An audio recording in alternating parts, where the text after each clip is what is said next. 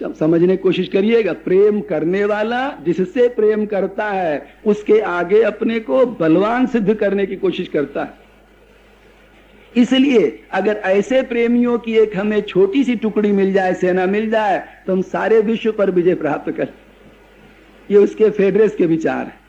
फेडरेस के विचार, जब उसने अपने विचार प्रकट किए तो पासनियस नाम का विद्वान था, वो कहता ठीक है हम मानते हैं, पर फिर भी ईश्वरीय प्रेम और दुनियावी प्रेम का तो फर्क करना ही पड़ेगा।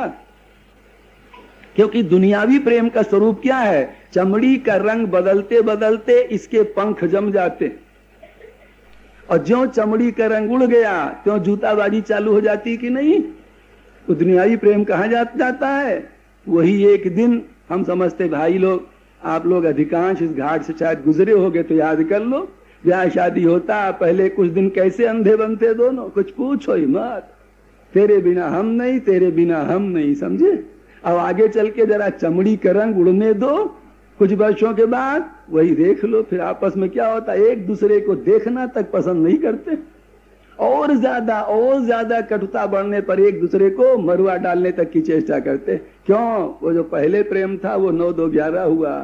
क्यों 9-2-11 क्यों हुआ? वास्तव प्रेम था ही नहीं, वो तो चमड़ी को लेकर एक गंदी आसक्ति थी।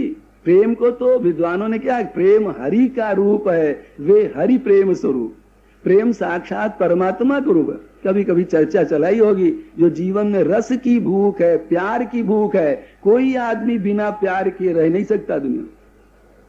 कीड़ा मकोड़ा कोई भी हो, क्यों? प्रेम का स्वरूप ही परमात्मा, उसी के हम आप सब अंश हैं। इसलिए प्रयत्न अवश्य है, प्रेम के स्वरूप चाहते हैं विशुद्ध प्रेम, पर जब चमड़ी की तरफ चलते हैं, दुनियादारी की तरफ चलते हैं, वस्तु प्राणियों के प्रति जब प्रेम करते हैं, वही काम विकार बन करके मनुष्य का सत्यानाश करने वाला बन जाता है। खोज है उस प्रेम की, विशुद्ध प्रेम की। तो उसने कहा पासनियस ने कि कुछ भी कहो, पर दुनियावी प्रेम और ईश्वरी प्रेम का तुम्हें अंतर करना पड़ेगा, भेद करना पड़ेगा। दुनियावी प्रेम के पंख चमड़ी का रंग उड़ते उड़ते पंख जम जाते और चला जाता है। ईश्वरी प्रेम जो है वही नित्य प्रेम, मानो एक रस रहने वाला प्रेम है। इस प्रकार की बात कही। उसी समय बैठे थे वहां पर सुकरात, जो यूनान के बड़े प्रसिद्ध संत हुए, ब्रह्मवादी संत। प्लेटो सरीखे जो फिलासफर हुआ, दार्शनिक हुआ बहुत बड़ा, उनका शिष्य बना वहीं पर। सुकरात बैठे थे, लोगों ने उनसे कहा महाराज आप अपनी बात कहो। सुकरात की बड़ी महिमा आती है, ब्रह्मवाद का प्रचार किया, आत्मज्ञान का, तत्व ज्ञान का, ब्रह्म ज्ञान का प्रचार किया। वहां पर देवी देवताओं को ज्यादा मानते थे लोग, इस प्रकार की रुचि नहीं थी। लोगों ने राजा के सामने शिकायत कर दी, ये तो ऐसा ऐसा नास्तिक होता चला जा रहा। राजा ने आदेश दिया, इतने फला दिन इतने बजे इसको विष का प्याला दे दो, पी कर के मर जाए, आत्महत्या इसकी कर दो, मर इसको मरुआ डालो। सजा दी गई। और सुकरात कैसे गजब के थे, उस मनो जेल में जब थे वहां, तो प्याला जितने बजे पीना था उससे पहले ही घंटा आध घंटा पहले प्याला विष वाला उठा लिया हाथ, और बड़ी मस्ती से झूम झूम के पी रहे। जो उसे पा चुका, पहले ही जो मर चुका, उसको अब क्या मरना। भाई जितने पहले ही शरीर से संबंध हटा लिया, अनुभव कर लिया अपने स्वरूप का 16 आना, वो चाहे आज मरे चाहे 10 लाख वर्ष बाद मरे, वो जो मरना था जिसको, वो तो मर गया पहले ही। अब जो बचा है वो जीने वाला बचा है, जिसमें कुछ मरना नहीं। तो कुछ देर पहले ही प्याला उठा के पीने लगे। चारों तरफ जेल के बाहर जो जनता की भीड़ लगी है, वो कहती है किसी तरह तुम निकल आओ बाहर, हम छिपा लेंगे, हम छिपा लेंगे। वो सुकरात इतने उच्च कोटि के महापुरुष है। कभी उदाहरण दिया हो तो गृहस्थ के ढंग से सोचो, गृहस्थ थे, उनकी पत्नी का नाम था अंटीपी। कई बार जो आप लोग कहते हैं परिवार में जैसा मिला है, उसमें बड़े समझौता के ढंग से निर्वाह करो प्यार से, उसमें दोष मत दो, हमारी पत्नी ठीक नहीं, हमारा पति ठीक नहीं, हमारा भाई ठीक नहीं, हमारी माँ ठीक, बाप, ये बस दोष देने का मतलब है हमें अपना सुधार नहीं करना। भगवान सोच विचार के देते छांट के। जहां सुकरात इतने उच्च कोटि के संत महापुरुष थे, पत्नी उनको जो मिली थी अंटीपी, 1 नंबर की छांट के भगवान ने दिया था, लड़ाकू टाइप। सोचा होगा कि ये इतने ऊंचे विचार के हैं, तो कोई नंबर ही छठी लड़ाकू दो ताकि उसको ये निभा ले जाएंगे, दूसरा नहीं निभा पाएगा। अब देखो क्या क्या बर्ताव आते। सुकरात एक दिन बाहर से आए, अब एक दोस्त के साथ घर में आते हो गाली बकना शुरू किया उसने, उसकी आदत थी जो जचे खरी खरी सुनाए लगे, एक चुप अपने शांति सुन लेते रहे, शांति सुन लेते रहे, सुनते रहे। लुगाई के पत्नी अंटीपी के मन में और ज्यादा गुस्सा आया, बहुत गुस्सा आया, मारे क्रोध के। पूस माघ का महीना था शायद, ठंडा जल रात का धरा था कच्चे घड़ा में, उठा करके सुकरात के सर पर उंडेल देती। अब देखो, एक ऐसा बर्ताव करने वाली पत्नी को पाकर परमात्मा को पाया। हम समझते शायद आपने से किसी के साथ ऐसा बर्ताव हुआ, पर पा गए भगवान को। कसर किसकी है? उसकी कसर नहीं, कसर हमारी आपकी है भाई। उंडेल दिया पानी एकदम, मन में क्या था? इसके नमूनिया हो जाए, मरे सड़े, इस प्रकार की भावना थी। उंडेल जब दिया, सुकरात बड़ी मस्ती में कहते, देवी तुमने बड़ा अच्छा किया, गरजने के बाद बरसना भी चाहिए, ये उनके शब्द हैं। मतलब अभी तक तुम गाली बक रही थी, गरज रही थी, अब बरस गया बड़ा अच्छा होता। दोस्त जो साथ था वो कहता, देखो जी, अगर हमारी घरवाली होती हमारे जूतों के ठिकाने कर देते, ये क्या कम बकती, गाली बकती। कहते हम ऐसे बेवकूफ नहीं जो तेरी बात में आ जाए, इसका स्वभाव है, ये कह लेगी तो शांत हो जाएगा, हमारा इसमें क्या। तो देखो ऐसे के साथ एडजस्ट होते थे कौन? सुकरात, वो इतने उच्च कोटि के संत महापुरुष। तो उनकी बात कर रहे, उस सभा में, वहां पर उस पार्टी में सुकरात भी निमंत्रित थे। उनसे जब लोगों ने कहा महाराज आप अपने विचार रखिए, उन्होंने कहा ईश्वरी सौंदर्य ही सच्चा प्रेम है, श्रद्धा, विश्वास, त्याग, तितिक्षा, भक्ति इत्यादि को ईश्वरी सौंदर्य का प्रतीक बताया। उस समय जब प्लेटो ने उनकी बातें सुनी, उसी समय से वो शिष्य बन गया, जो बड़ा दार्शनिक माना गया। प्लेटो के दर्शन के भाव आते हैं। तो मैं कह रहे थे, वो प्रेम जो है भाइयों परमात्मा का स्वरूप है, उसे समझने की कोशिश यूं करें। एक आदि संकेत दिया रहा, नारद भक्ति सूत्र में प्रेम के बहुत लक्षण बताए गए, और कहते कि अंत में कहा वो अनिर्वचनीय है, उसे कोई शब्दों में बांध नहीं सकता। पर वहां जो एक मोटी व्याख्या की, वो कौन की है? मोटी व्याख्या की उन्होंने बताया, तस्मिन् तत् सुखे सुखित्वम। हम तो समझते अगर ये बात दिमाग बैठ जाए तब भी शायद हम बहुत कुछ समझ सकते हैं। प्रेम में और काम में एक फर्क है। काम विकार जब उदय होता है, गंदी वासना, उसमें और विशुद्ध प्रेम में फर्क है। फर्क क्या है? जब वासना काम उत्पन्न होता है तो मनुष्य एक दूसरे को खा जाना चाहता है, एक दूसरे से सुख लेना चाहता है। और जब प्रेम उत्पन्न होता है तो उसकी पहचान है एक दूसरे को सुख देना चाहता। ये कसौटी अपने जीवन पर लगा लो, हरे बाप बेटा पे लगा लो। अगर बाप बेटा को सुख देना चाहता है, बेटा से सुख लेना नहीं चाहता है, तो बाप का बेटा के प्रति प्रेम है। और बेटा अगर बाप को सुख देना चाहता है, बाप से स्वप्न में कोई सुख नहीं चाहता है, तो बेटा का बाप के प्रति प्रेम है। यही पति पत्नी में लगा लो। पत्नी यदि पति को ही केवल सुख देना चाहती है, पति से किसी प्रकार का सुख नहीं लेना चाहती, तब उस पत्नी का पति के प्रति प्रेम है, और वही पतिव्रता बन पाती है। सीता जी का जीवन कई बार कहा है। सीता जी ने चैत्र भर में भगवान राम से कुछ चाहा, कल ही चर्चा चला रहे, भगवान रोते हैं बैठ करके, जिन्होंने आज तक हमसे अपना कोई सुख नहीं चाहा, हे विधाता उन सीता हम त्याग कैसे करेंगे? भगवान राम रोते, उधर सीता जी रो रही। ऐसे स्वामी जिन्होंने हमसे कोई सुख कभी न चाहा, हे विधाता उनके लिए हम क्या कर डालें? एक दूसरे का जब स्वभाव याद करते हैं, भक्त भगवान को चैलेंज देता है और भक्त भगवान को देता है। भगवान भक्त को देते हैं। भगवान क्या कहते हैं? ओ भैया भक्तो, तू मौज में रह रात दिन, अगर हमारी चिंता तूने किया तो हमारी भगवत्ता को धिक्कार। और भक्त क्या कहता है? प्रभु आप मौज में रहो, हम सले गले रोवे कुछ भी हो, हमारे दुख की तरफ अगर आपने ध्यान दिया तो हमारी भक्ति को धिक्कार। ये दोनों की चुनौतियां हैं आपस में। भक्त अपने जरा से सुख के लिए भगवान को उपयोग नहीं करना चाहता। ऐसी स्थिति अब होता आगे क्या है? ये एक दूसरे के जब इस स्वभाव को याद करते हैं, एक भगवान जो ऐसा भक्त जो हमें ही सोलाना सुखी देखना चाहता, हमसे कभी अपना सुख नहीं लेना चाहता, भगवान रोते, हाँ विधाता इसके पीछे हम क्या कर डालें, क्या कर डालें? और जब भक्त सोचता हमारे दयामय स्वामी का ये स्वभाव, हमसे कोई ढेला भर का सुख न चाहकर रात दिन हमारे सारे सुखों की फिक्र करता, तो ऐसे दया में परमात्मा के लिए हम क्या कर डालें? एक दूसरे के स्वभाव को देख करके बलिबल जाते हैं, रोते हैं, भाव विह्वल होते। उस जो प्रेम राज्य के भाव हैं वो कितने गजब का होगा वो प्रेम का साम्राज्य। जहां पर स्वसुख की गंध नहीं है तो भाइयों प्रेम पहचानना हो, आप अपने घर में कहीं कसौटी लगा लो। और यदि ये प्रेम एक है, बाप बेटा का हो जाए तो बेड़ा पार हो जाएगा, भाई भाई का हो जाए, पति पत्नी में प्रेम हो जाए, दोस्त दोस्त प्रेम हो जाए, कहीं बेड़ा पार। पर प्रेम है कैसा? वही जो बता रहे, सुख लेना नहीं सुख देना। राम, सुख लेना नहीं सुख देना है, बस लेना यही सारी गंदगी। तस्मिन् तत् सुखे सुखित्वम, नारद जी ने कहा तत् उस आगे वाले के सुख में सुखी होना। राधा जी आदि के प्रसंग बहुत बढ़ेगा, रामायण में बहुत सी घटनाएं हैं।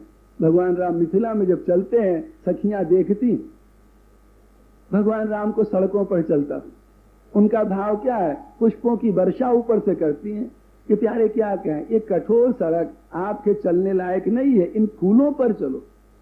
अब उनकी कामना क्या? उन सखियों की कामना क्या राम से किसी स्वसुख की है? वो क्या सोचती हैं? आपस में कहती हैं सखियों, क्या कहें, बरसावरो जानकी जोगु। देखो सबकी सब मिथिला बा इतनी संत स्वभाव की पवित्र है। और कहते सखियों क्या आ गए, ये जो श्याम श्याम दीन है ना, ये तो हमारी किशोरी जी के लायक, सबकी सबकी अभिलाषा है। और दूसरी रामायण में इसके विपरीत देखो तो महाकुलटा महादुष्टा, उसकी बिल्कुल भावना अलग। प्रेम और काम के दोनों एग्जाम्पल रामायण मिलेंगे। काम के क्या शुक्लखा क्या कहती है, ताते अब लगी रहे वो कुमारी, इसीलिए कह रही मन माना कछु तुम ही निहा। देख लो ये काम की दोनों।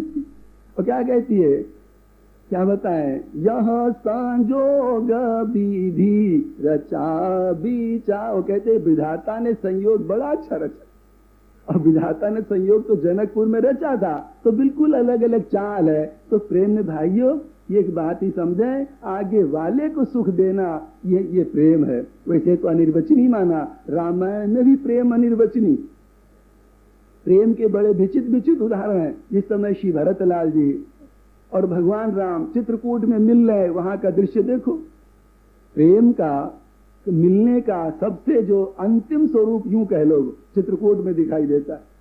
तो क्यों एकांत का बिल्कुल वातावरण है, प्रभु है और उनके छोटे भाई भरत जी सीता जी। वहां प्रभु से कोई बड़ा नहीं, जिसमें प्रभु को भरत से मिलने में संकोच होता। तो जब दोनों मिलते हैं तो गोसाई जी ने क्या कहा, परम प्रेम पूरन दो भाई, मन बुद्धि चित आह मित बिसराई। दोनों भाई जब मिलते हैं इतना प्रेम में डूब गए हैं, मन बुद्धि चित अहंकार चारों खत्म दोनों। न भरत को पता हम कौन है और न राम को पता हम कौन है। दो प्रेम के समुद्र मिलकर के मानो एक हो गए। गोसाई महाराज कहते कहू सो प्रेम प्रगट को करई। कहो न भाइयों, उस प्रेम को कौन प्रकट करे? कहो क्यों? प्रेम के जो बाह्य लक्षण माने जाते हैं, गोसाई महाराज कहते हैं वहां एक लक्षण नहीं।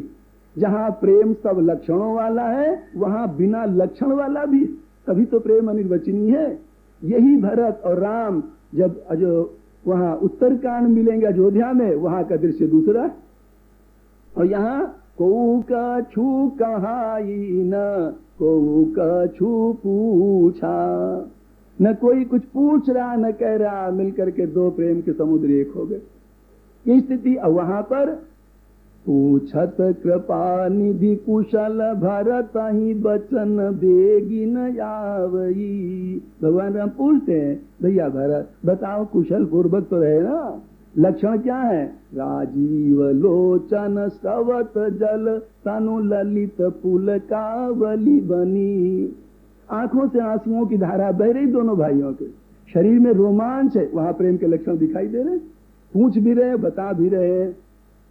अब कुशल कौशल नाथ आरत जानी जन दर्शन दियो।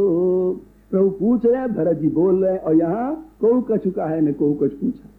ये क्या है? ये बिल्कुल अनिर्वचनीय प्रेम स्वरूपम, तो लक्षणों वाला है ही नहीं। गोसाई मेरे कहते बताओ, कभी ही अर्थ आखर बल साचा, अनवर ताल गति नटनाचा।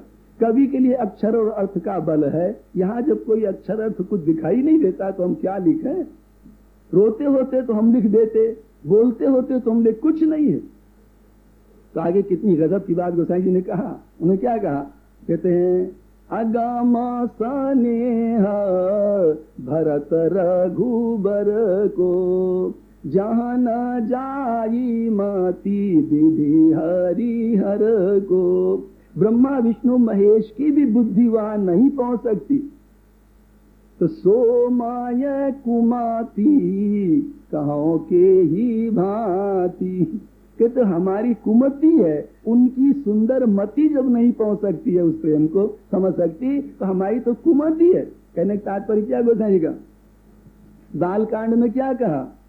शंभु प्रसाद सुमति ही याहुलसी। भगवान शिव की कृपा से हमारे अंदर सुंदर बुद्धि का उल्लास हुआ। तब रामचरित मानस कवि तुलसी, तब हम श्री रामचरित मानस के को लिखने बैठे। सुंदर सुमति है, सुमति का उल्लास हुआ। अब आज करे सोमाय कुमति, क्यों बदल गई?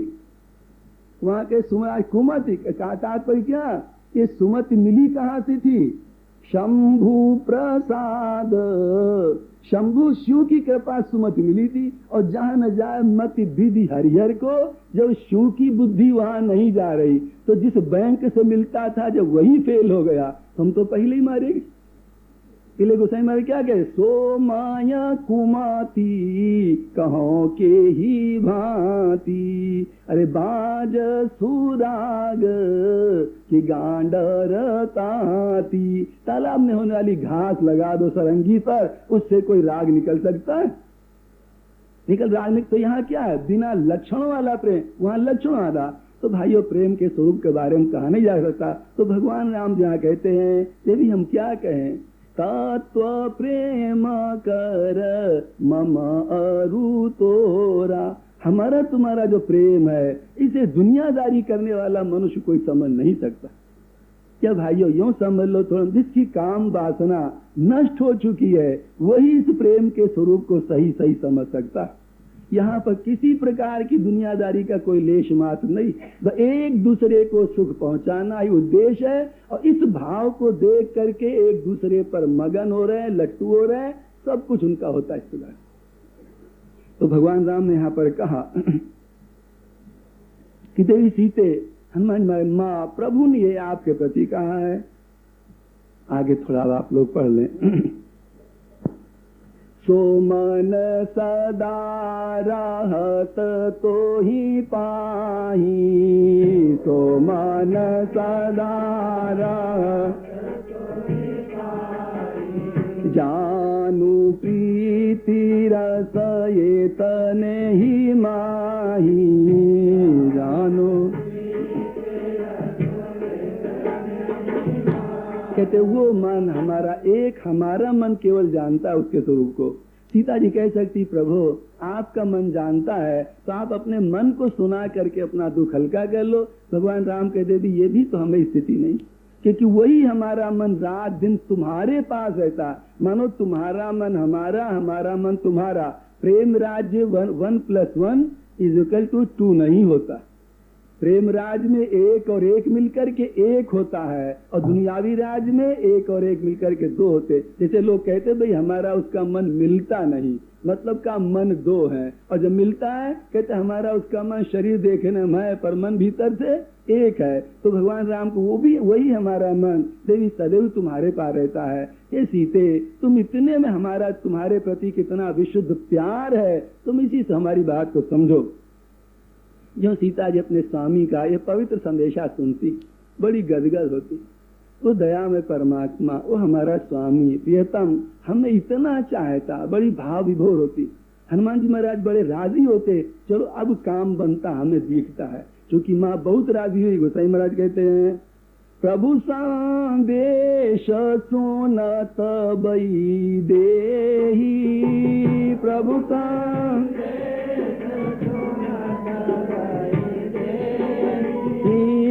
मगन प्रेम तन सुधी नहीं तेहि, मगन प्रेम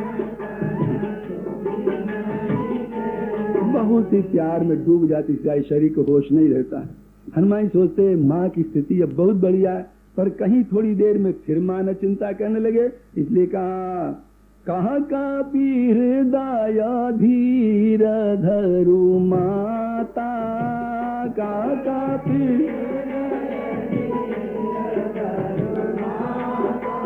सुमिरो राम सेवक सुखदाता, सुमिरो राम। हनुमान महाराज के माँ कुछ थोड़ा तुम धैर्य धारण करो, धीरज धारण करो, सेवकों को सुख देने वाले प्रभु जिस बाना की तुमने पहले याद दिलाई है कि प्रभु सेवकों को सुख देने वाले थे, इसकी तुम याद करो। उड़यान रघुपति प्रभुताई, उड़यान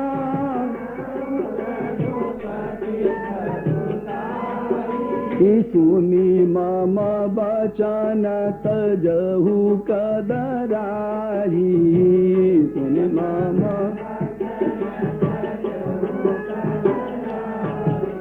इतना सब होने पर भी माँ हृदय से सर्वथा राजी होकर के हनुमान जी को अपना बेटा नहीं स्वीकार करे। हनुमान जी महाराज सोचते ठीक भी है, माँ राजी सर्वथा नहीं अभी, तो उन्होंने क्या कहा, माँ तुम प्रभु की महिमा को याद करो, उनके राक्षसों को मारना कुछ नहीं खिलवाड़ है।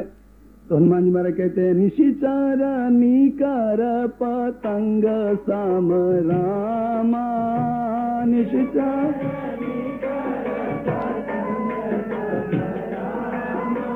रघुपति बान कृशानु सिया रामा, रघुपति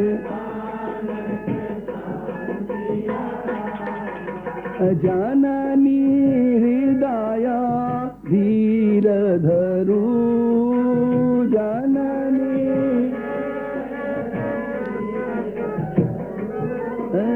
जरे निशाचर जान सिया रामा, जरे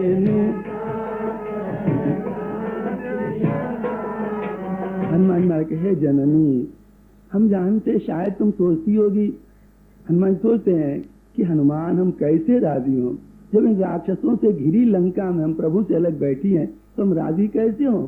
हनुमान महाराज कहते हैं माँ इनको तुम जला समझ लो, कि मर गए समझ लो, अब तो राजी हो। तो सीता जी कहती मान लो जब मरेंगे तब मैं, अभी तो नहीं मरे हैं ना, ये जरे नहीं चाहते प्रभु का बाण उदय। तो हनुमान जी महाराज फिर कहते हैं जो रघुबीरा होते सोधे पाई,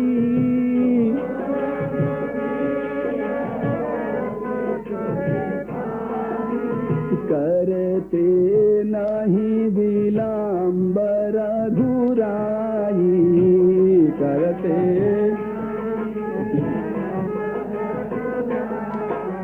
राम बानर भी उए जानकी,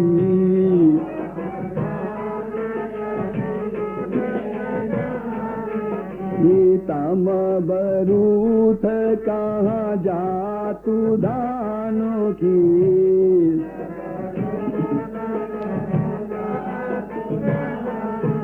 माँ प्रभु समाचार पाए, देर न करते, श्री रघुनाथ जी के रूप बाण रूपी सूर्य को उदय होने दो माँ, राक्षसों रूप का जो अंधेरा रूपी है ना ये तुरंत मिट जाएगा, आप चिंता न करो। सीता जी को बड़ी वेदना है, पहले एक प्रसंग में प्रभु समर्थ होते हुए हमको क्यों न प्राप्त किए, ये बड़ी उनकी भयानक चीज वेदना। हनुमान जी ने जवाब क्या दिया, गीता वाली में बताते माँ हम क्या कहें, देखो एक कैसा जवाब है, सच में हनुमान जी सरीखे कोई सूझती है प्रेमराज की बात। वो क्या कहते हैं माँ हम क्या बताएं, तो वियोग दारण संभव दुख बिसरी गई महिमा तो बानी। माँ जानते हो अभी तक प्रभु तुम क्यों नहीं पाए, आपके वियोग में इतना दुखी है वो, मारे दुख के उनको अपने बाण की महिमा भूल गई। देखो नहीं तो कभी प्राप्त कर लिए। सीता जी क्या कहेंगे, हनुमान जी महाराज चलने लगेंगे तब ये नहीं कहेंगे हनुमान प्रभु को याद दिलाना हमारी, ये नहीं कहेंगे कहीं फिर न भूल जाए हमारे याद में। ने क्या कहा, तात शक्र सुत कथा सुनायो, हमारी कथा मत सुनाना बेटा हनुमान, तुम जाकर के प्रभु को जयंत वाली कथा सुनाना। प्रभु ने तिनका मारा था, उसके पीछे चला था, वो घटना याद दिलाना। ये बात हनुमान जी महाराज कहते हैं। तो यहाँ क्या कहा, इतने पर जब मां राजी नहीं होती कि प्रभु का बाण रूपी सूर्योदय होने पर राक्षसों का अंधेरा जो है ये सब खत्म हो जाएगा, फिर भी सीता जी प्रसन्न होकर के पुत्र नहीं कहती। हनुमान जी महाराज फिर कहते हैं, माँ हम क्या कहें। देखो एक से एक बुद्धि हनुमान जी महाराज लगा रहे हैं। अब ही माँ तू माया जाओ लवाई, अब ही माँ तू माया। देखो हनुमान जी क्या भाव होगा भाई, उस समय क्या बीत रही होगी सुनने वाले पर और हनुमान जी से कहने वाले। माँ हम क्या, अभी अभी तुम हमारी पीठ पर बैठो, 2-4 मिनट में प्रभु के पास पहुंचा दें, सब खत्म बखेड़ा ना, 2-4 सारा वियोग संयोग परिणित हो जाएगा। तो इतनी बात माँ अवश्य, प्रभु ने हमें आज्ञा लाने की नहीं दिया। यदि तुम चली और प्रभु पूछेंगे कि क्यों लाया हनुमान, तो हम तो पीछे खसक जाएंगे, जवाब आपको देना पड़ेगा। आप अपनी जिम्मेदारी समझ लो। तो हनुमान जी महाराज क्या कहते हैं, अब ही माँ तू माया जाओ लवाई, अब ही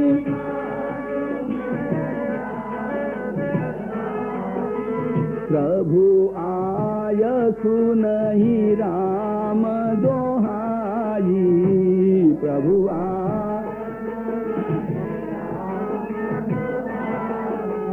कछुक दिवस जननी धरु धीरा,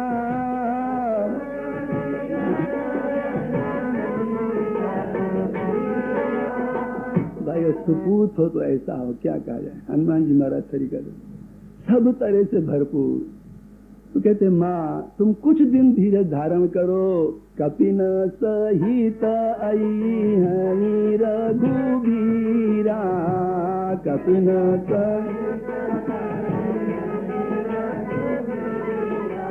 सहु बंदरों के सहित आएंगे। अब देखो ये बिल्कुल टींगर सरीखे बातचीत है, टाबर सरीखे नहीं, टींगर सरीखे हनुमान जी महाराज की बातचीत है। जो सीता जी बंदरों की महिमा कुछ नहीं जानती, एक नन्हा सा बंदर सामने उनसे बात करा, वो क्या जाने बंदर कैसा है, वो तो ऐसे समझिए जो बाजीगर बंदर रखते हैं वैसे बंदर ये है। उनसे ये कहा जा रहा है कि बंदरों को लेकर प्रभु आएंगे और करेंगे क्या, निशिचार मारी तो ही लई जई है, निशिचार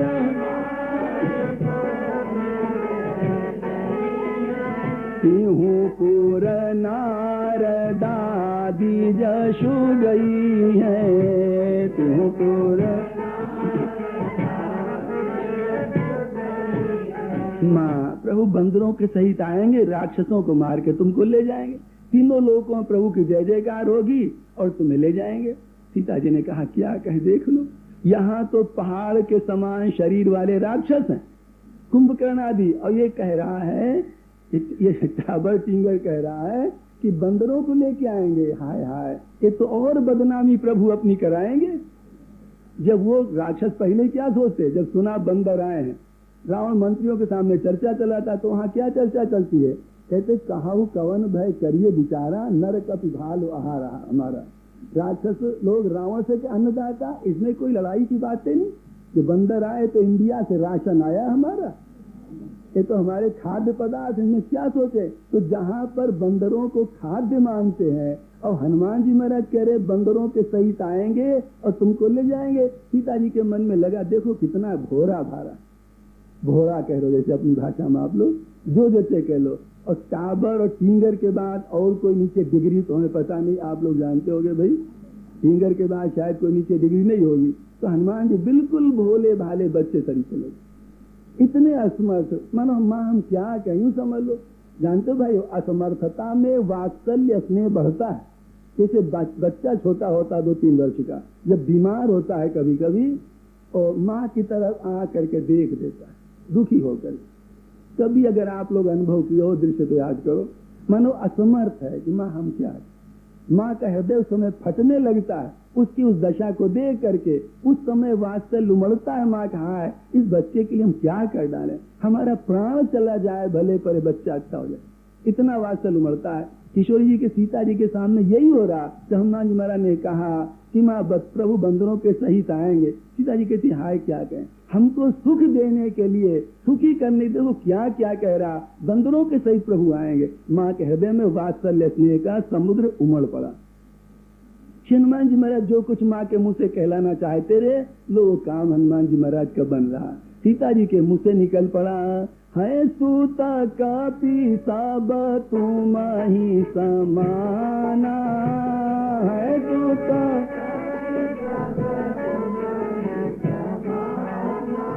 हे देखो कहना है हे बेटा, बंदर सब तेरे सरीखे हैं ना। हनुमान जी भीतर से कहें बस बन गया का बेटा, तेरे समान काम बन गया हमारा। तो हनुमान बेटा, बंदर तेरे ही बराबर बराबर, राक्षस बड़े बड़े भारी। तो मोरे हृदय परम संदेहा,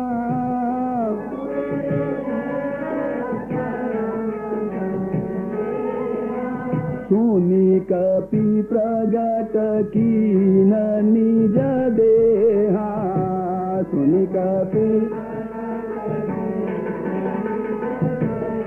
जो कहा हनुमान बेटा, हमारे मन में बहुत बड़ा संदेह है।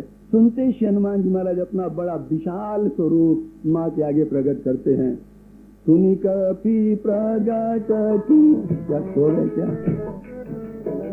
कहे तो रहे हैं, कपि प्रगट कीन निज देहा, पता नहीं क्या करते सो गए। सुनी कपि प्रगट कीन निज देहा, सुनी कपि प्रगट कनक भूधरा कार शरीरा, कनक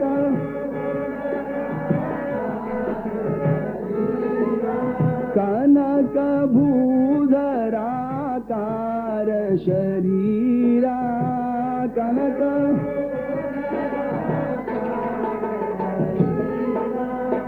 समर भयंकर अति बलबीरा, समर भयंकर,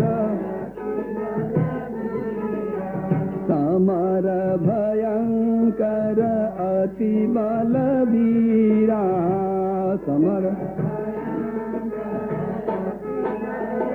राम। इस प्रकार जो सीता जी ने कहा कि हमको बड़ा संदेह हो रहा है, जल्दी करें, हमारे हृदय में बड़ा संदेह हो रहा है। हनुमान जी महाराज माँ की बात आप लोग भाइयों ध्यान देंगे। हनुमान जी महाराज माँ की ये बात सुनते ही अपना शरीर प्रकट करते हैं। स्वर्ण के सरीखा, उनके चरण धरती पर हैं और मस्तक आकाश को छूता हुआ दिखाई दे रहा है। पूरा शरीर अगर कोई ध्यान से देखना चाहे तो हम तो समझते मनुष्य उलट जाए खड़ा कर, क्योंकि मस्तक उनका आकाश को बिल्कुल टकराए छू रहा है, इतना विशाल शरीर दिखा है स्वर्ण के समान। और ये नहीं कि खाली मोटा ताजा धुलधुल हो, सो नहीं, जैसे कई होते हैं पेट पाट खूब निकला उस तरह के और एक धक्का में नीचे जाके गिरे, सो नहीं। गोसाई महाराज कहते हैं समर भयंकर, हनुमान जी महाराज शरीर के एक एक नस, एक एक जोड़ इतना जबरदस्त कसा हुआ है। समर भयंकर अति रणधीरा, महाबलवान महावो। इस प्रकार का जब स्वरूप देखा हनुमान जी महाराज का, सीता माँ के मन में बड़ा विश्वास हुआ, बड़ा विश्वास। ऐसे ऐसे बंदर, ऐसे ऐसे बंदर तो दो भी नहीं चाहिए, जब ऐसा बंदर तो एक काफी है।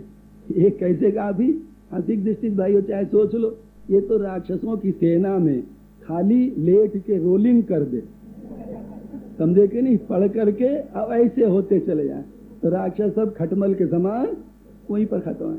सीता जी को विश्वास है हमारा बेटा ऐसा, हमारा बेटा इतना गजब का। बताओ हनुमान सरी के बेटा में किस योग्यता की कमी।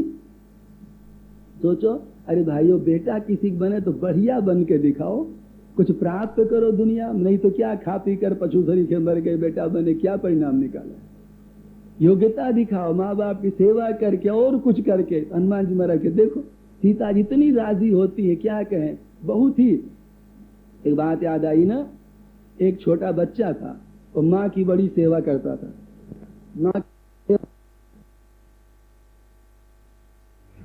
माँ की बहुत सेवा करे, स्कूल जाए पढ़ने, पढ़ कर के आ जाए, पुस्तकें रख दे, और जो कुछ रोजाना का अभ्यास होता रहा, घंटा 1.5 घंटा करने के बाद जितना टाइम बचता रहा वो माँ बाप की सेवा में लगाता था। माँ की सेवा में न कोई आवारा घूमना, न फालतू इधर उधर, कुछ नहीं, एकाग्र वृत्ति मौज में रहता रहा। एक दोस्त उससे एक दिन मिला, आया घर पर मिलने, कमरा में, बाहर कमरा में बैठा। कहा भाई तू राम, तू कभी खेलने कूदते नहीं निकलता, बात क्या है? वो लड़का, आप लोग ध्यान दे भाई माई तरफ, वो लड़का कहता है हमें फुर्सत नहीं, हमारे पास टाइम नहीं फालतू। कहता तू क्या करता है? कहता तेरे को पता नहीं, हम माँ की सेवा करते, माँ की सेवा। कहते क्यों रे, इसमें क्या धरा है? कहते तेरे को नहीं पता, माँ के हमारे पर बहुत बड़े उपकार हैं, माँ ने जो जो उपकार किया उनका हम बदला कहाँ चुका, तो हम तो सेवा करके मानो उन उपकारों का बदला चुकाने की सोचते हैं। कहा अच्छा। माँ भीतर से सुन रही थी कि छोरा सेवा तो खूब करता है, तो इसके मन में माँ ने जो उपकार किया उसका हम बदला चुकाना हमें। तो जब वो लड़का चला गया, दोस्त मिलकर चला गया, माँ के मन में आई, आज 10-12 साल बच्चा, जब सोने चली माँ तो बच्चे को अपने पास सुला लिया, अपने पास सुला लिया।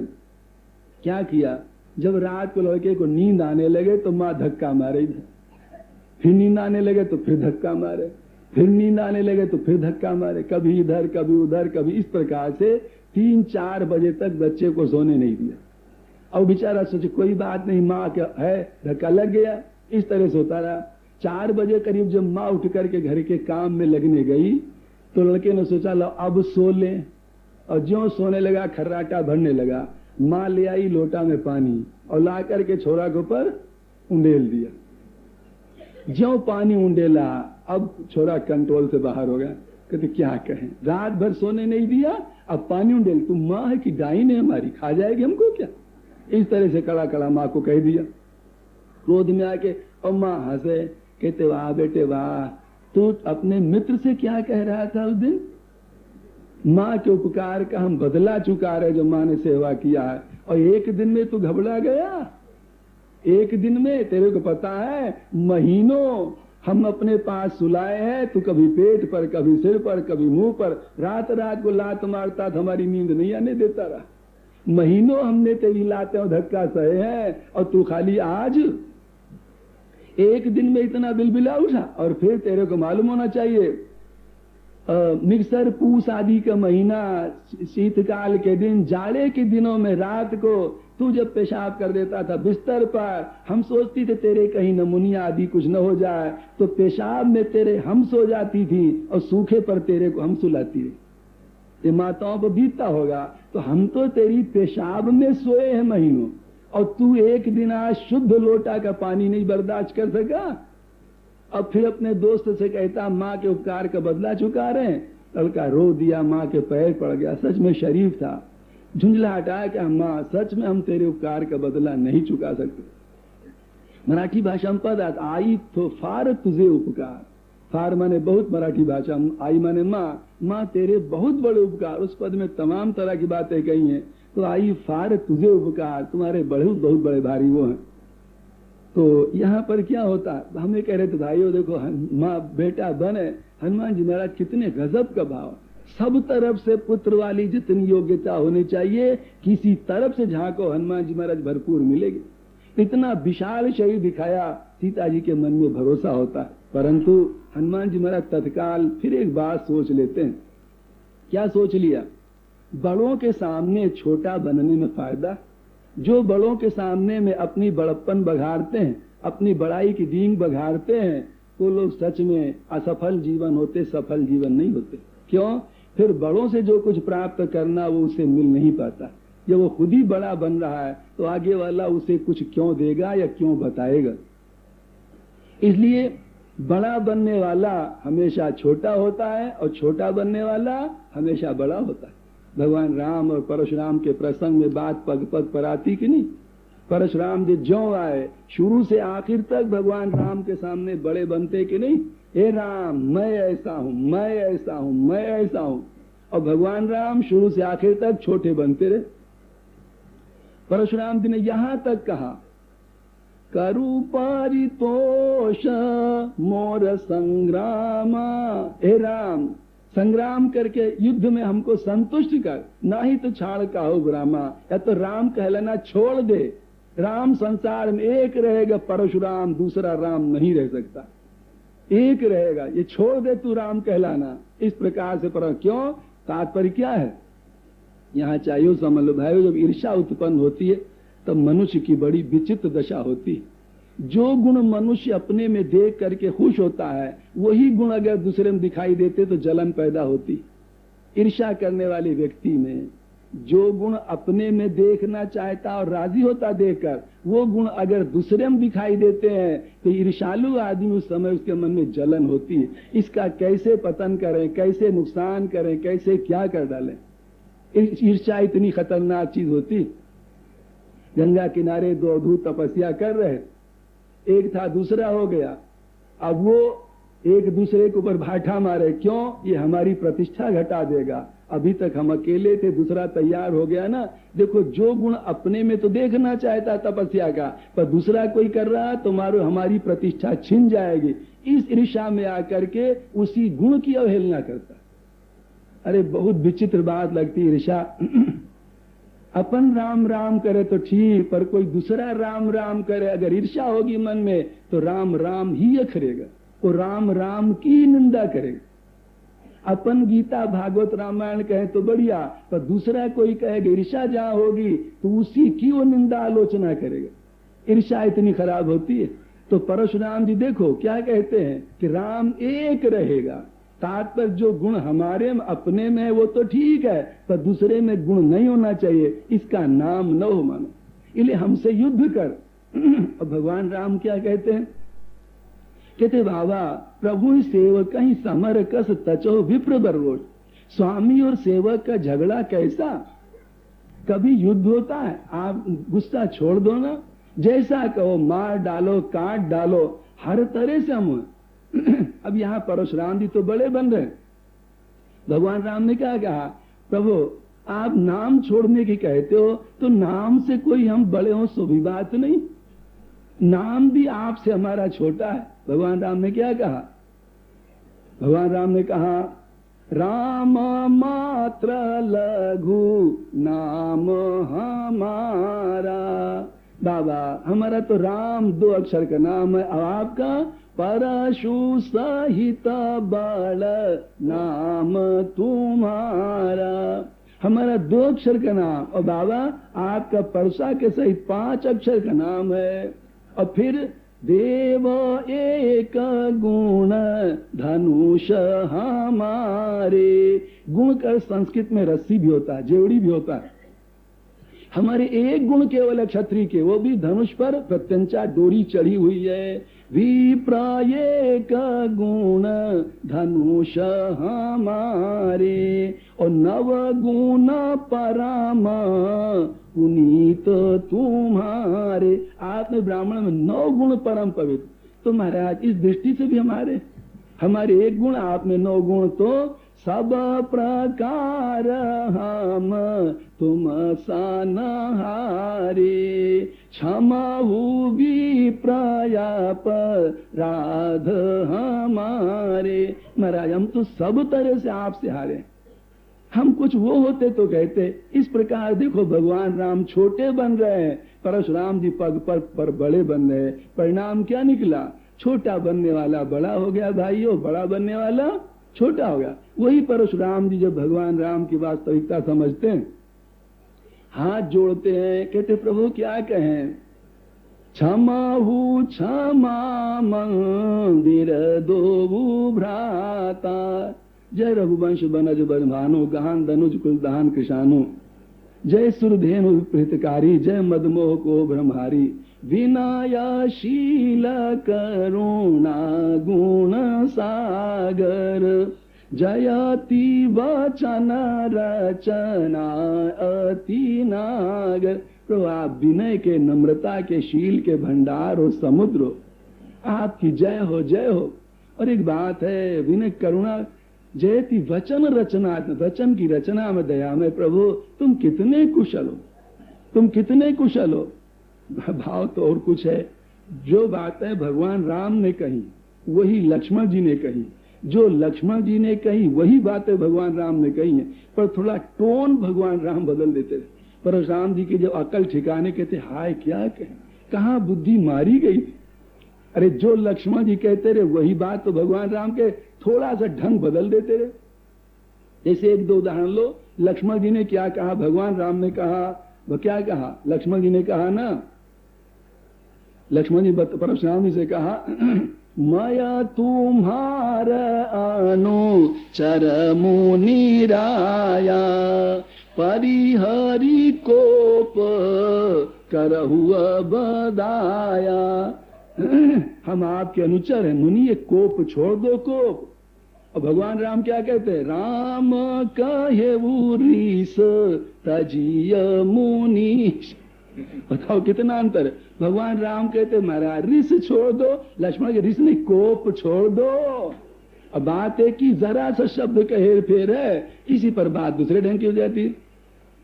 सारे प्रसंग में कई प्रकार से बातें आएंगी। तो अब जब अकल ठिकाने में कहते क्या कहें प्रभु, आप सब तरह से हैं, तो हम आपको समझ न पाए, इसलिए आपको कहा सो हमें क्षमा करना। तो भाइयों इस पर कह रहे थे, छोटा बनने में फायदा है, जहां नम्रता होती, नानक नन्हे हुए रहो जैसे नन्ही दूब।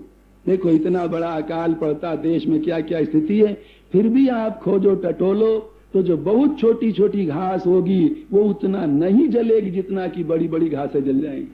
तो नानक नन्हे हुए रहो जैसे नन्ही दूब, और घास जर जाएंगे दूब खूब की खूब, और दूब ऐसे बनी रहती। निमिया रह के पंजाबी भाषा में आता है कि चल निमिया दे रब मिलदा, नम्र बन के चलो, नम्रता से परमात्मा मिलता है। जहाँ नम्रता है वहाँ सारे गुण मौजूद होते जाते हैं उसकी तरफ। इसलिए हनुमान जी महाराज इतने बड़े बने, चढ़ से संभल जाते, हाँ यार माँ है, माँ के आगे बड़े बनने में फायदा नहीं। अच्छा आप बताओ, जब बड़े बन गए तब माँ से ज्यादा लाभ मिल रहा है, तब आपकी सेवा ज्यादा कर रही कि जब छोटे थे तब ज्यादा करती थी? ये बड़े बनने का फल देखो। जब छोटे थे 10-10 मिनट पर फिकर, छोरा भूखा तो नहीं, भूखा तो